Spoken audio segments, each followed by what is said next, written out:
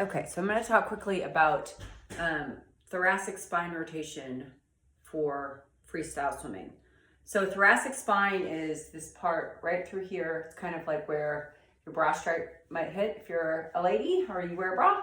And the thoracic spinal rotation is just when we're talking about that spine rotating as we swim.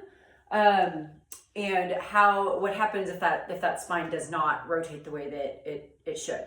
So when we are swimming, freestyle is not actually swam on your stomach. It's actually swam going from side to side. So if you watch somebody swim, you notice it's like they have a pole going down their center and they're rotating side to side. There's a lot of things that go into that, but part of that rotation is not just the body rotating side to side physically, but it's also that rotation through the spine. So as your hand enters here and you're reaching and extending up, that body's physically rotating to the side, but that spine is also twisting here. And that allows you, it puts you in a more aerodynamic position, and it also sets you up to get a much longer pull. And the reason that matters is that the point when we are moving forward in our freestyle stroke is when our hand is going from here to here. So the more surface area you cover underneath the water, the more forward movement you're going to get with each stroke.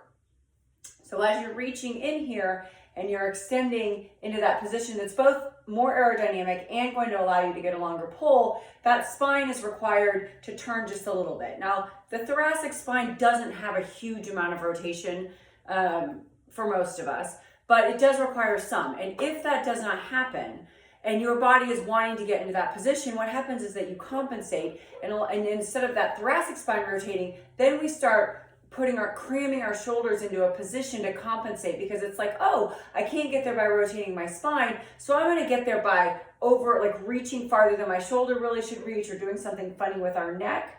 And the thing about really overreaching with that shoulder is that we get into a lot of things over the top of the shoulder here that get pinched, and that's where a lot of shoulder injuries come from. And so if we're sitting on our bike and our thoracic spine is getting really stiff, and then we go to swim and it doesn't rotate the way we want it to, we can overcompensate with our shoulders and reach, and then we get into all sorts of shoulder injuries or neck injuries, and we don't understand that it's connected to that lack of motion through that thoracic spine sometimes, which is exacerbated from hours and hours on the bike.